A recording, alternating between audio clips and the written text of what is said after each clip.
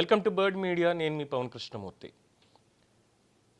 District collector అంటే జిల్లా మొత్తానికి కూడా న్యాయాధికారి కూడా, first class magistrate of the district. అలాంటి ఒక కలెక్టర్ని ఒకవేళ అవినీతి ఆరోపణల్లో ఏమైనా వచ్చి అవినీతి చేశాడు, అక్రమాలు చేశాడని ఏమైనా వచ్చి దానికి సంబంధించినటువంటి ఆధారాలు ఉంటే కోర్టు ఇమ్మీడియట్గా ఆయన్ని విధుల నుంచి పక్కకు పెడుతుంది ముందు. అలాగే కేసు పెట్టమని చెప్తుంది. ఎందుకంటే they are so many IAS officers, ఎంతమంది మీద కేసులు ఉన్నాయి, ఏ కేసుల్లో ఉన్నారు అనేది అందరికీ తెలిసినటువంటి విషయమే, రైట్? అది కూడా ఐఏఎస్ ఆఫీసర్ అవ్వడం వేరు, డిస్ట్రిక్ట్ కలెక్టర్గా చేయడం వేరు. ఒక శాఖకి కార్యదర్శిగా చేసినంత మాత్రాన ఫస్ట్ క్లాస్ మ్యాజిస్ట్రేట్ హోదా వాళ్ళకి రాదు.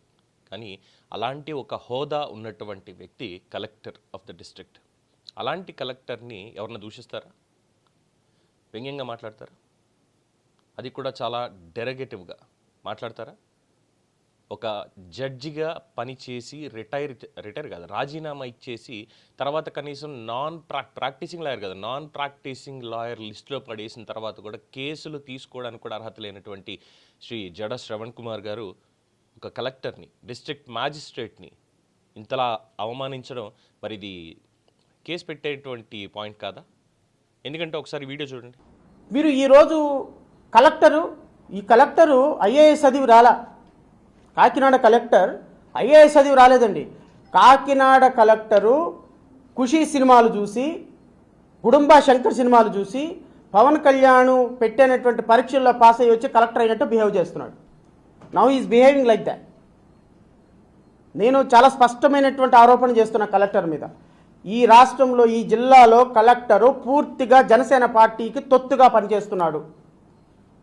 అవునా కదా కృష్ణ గారు? డెఫినెట్గా 100%. ఆయన కాకినాడ కలెక్టర్ గారు, పిఠాపురం కలెక్టర్ గారు. This is a feedback. ఈ విధంగా మీరు చెప్పేది ఒకటి, చేసేది ఒకటి.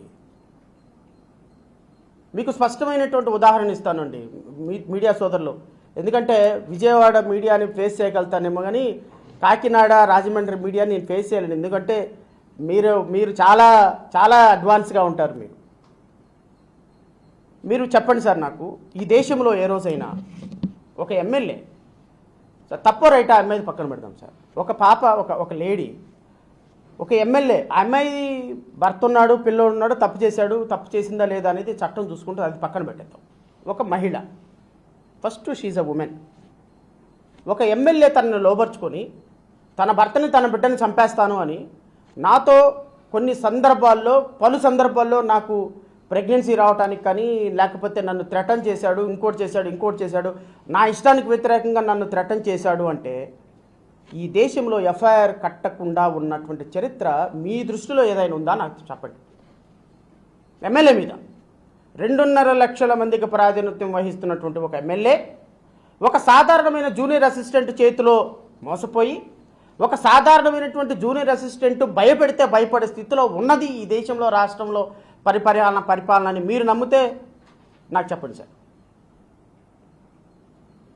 ఆ అమ్మాయి మీద కేసు పెట్టి, 2 కేసులు పెట్టి, ఆ 2 కేసెస్లో ఆ అమ్మాయికి కండిషనల్ బెయిల్, అంటే నువ్వు ఈ కేసు గురించి బయట మాట్లాడొద్దని హైకోర్టు చేత కండిషన్ బెయిల్ ఇప్పించినటువంటి, హైకోర్టు చేత కండిషన్ బెయిల్ పెట్టించుకునే స్థాయికి పవన్ కళ్యాణ్ రాజకీయం వచ్చింది అంటే, పవన్ కళ్యాణ్ ఎమ్మెల్యే, పవన్ కళ్యాణ్ పార్టీలో ఎమ్మెల్యేగా ఉన్నటువంటి ఒక వ్యక్తి ఇలా నన్ను రేప్ చేశాడని ఒక అమ్మాయి కేసు పెడితే 3 మెన్ కమిటీ వేసి, ఆ 3 మెన్ కమిటీ రిపోర్ట్లో ఈ రోజు వరకు ఒక్క రిపోర్ట్ ఏందో ఎవరికి చెప్పకుండా, అతని మీద ఎఫ్ఐఆర్ కట్టకుండా, అతన్ని పోలీస్ స్టేషన్లో పెట్టకుండా, అతని మీద రిజిస్టర్ చేయకుండా, ఎఫ్ఐఆర్ కూడా రిజిస్టర్ చేయకుండా ఉన్నటువంటి న్యాయ చరిత్రలో మొట్టమొదటి అంశం, నా 20 సంవత్సరాల న్యాయ చరిత్రలో మొట్టమొదటిసారిగా చూశాను నేను. ఇంతవరకు నేను ఎప్పుడు చూడాలి. అది కూడా న్యాయానికి, చట్టానికి 4 పాదాల నడిపించేటువంటి ఒక ధర్మప్రతినిధిగా ఉన్నటువంటి సనాతన ధర్మాధికారి పవన్ కళ్యాణ్ గారి యొక్క పార్టీ ఎమ్మెల్యేలో పవన్ కళ్యాణ్ గారి అనుమతి లేకుండా ఎస్పీ ఆ స్థాయికి రాగలుగుతాడండి? పవన్ కళ్యాణ్ గారి మాటలు చెప్పకుండా ఎస్పీ ఆ విధంగా చేయగలుగుతాడండి? ఒక ఆడపిల్ల ఇచ్చిన రిపోర్టు మీద కనీసం ఎఫ్ఐఆర్ కూడా కట్టించలేని పార్టీ అదొక పార్టీ అండి? తప్పో రైటో మీరు నాకు అనవసరం, నేనేం 60 శ్రీధర్కి ఉరిశిక్షేమని అనటంలా.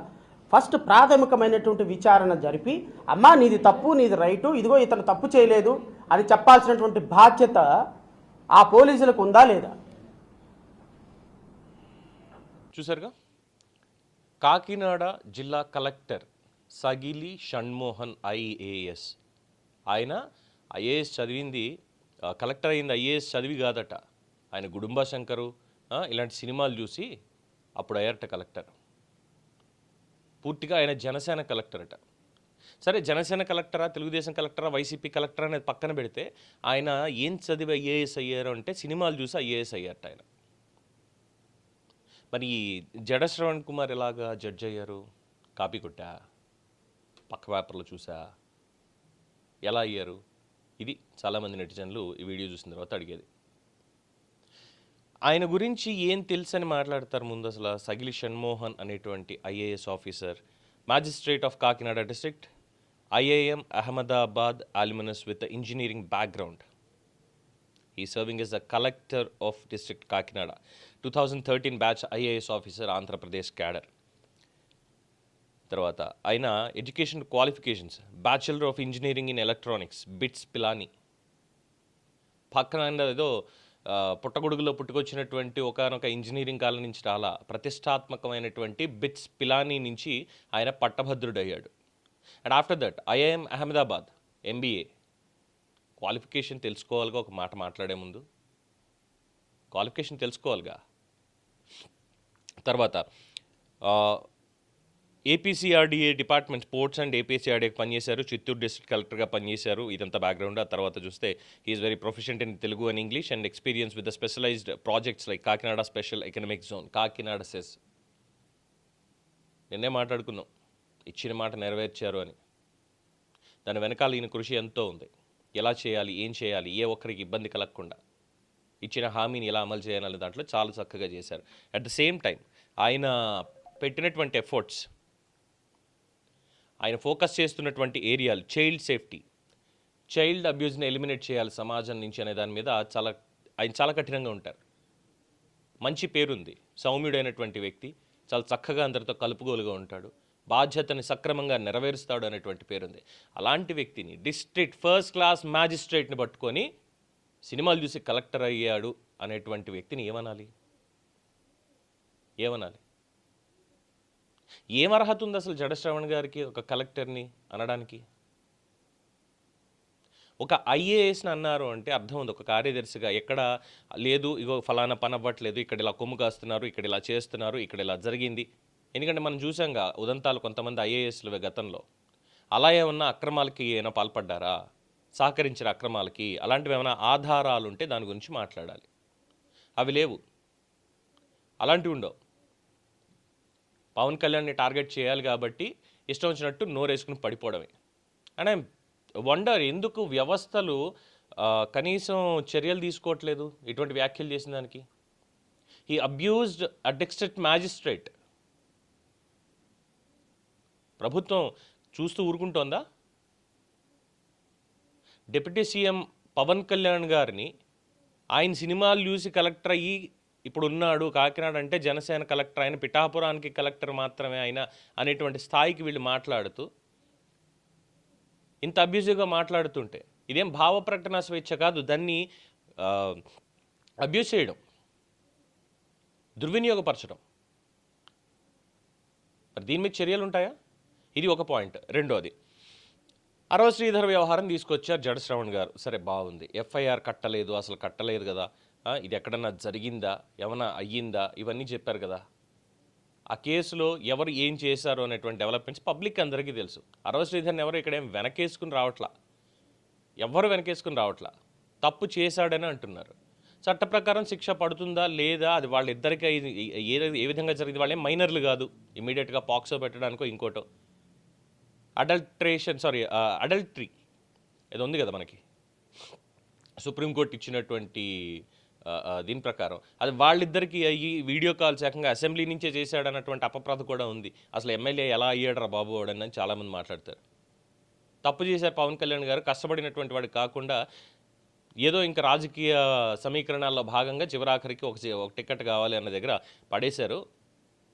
వచ్చిన తర్వాత జరుగుతుంది ఏంటంటే ఇది జరిగేది అని. ఎప్పుడో చెప్పాం పబ్లిక్ కాదు మొత్తం జనసేన కార్యకర్తలు కూడా డిమాండ్ చేసేది ఏంటంటే బాబు ఈ అరవ శ్రీధర్ లాంటి వాళ్ళు అవసరం లేదు పార్టీకి, రాజీనామా చేంజ్ చేసి మళ్ళీ ఎన్నికలకు పోదాం, పోయేదేం లేదు, నికార్సైనటువంటి వాడిని మన అనుకున్నటువంటి వాడిని ఖచ్చితంగా నించోబెట్టుకుందాం, నిజాయితీగా గెలిపించుకుంటాం మేమని చెప్పి వాళ్ళే అంటున్నారు. There is the matter.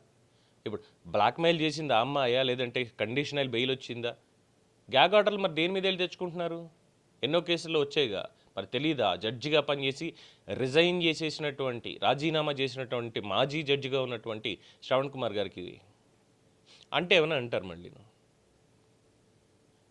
ఆ వ్యవహారంలో ఎవ్వరూ కూడా అరవ శ్రీధర్కో ఇంకొకళ్ళకో ఎవరు సపోర్ట్గా నిలవట్లేదు, అది ముందు ఆయన తెలుసుకోవాలి అని చెప్పి అంటున్నారు జన సైనికులు.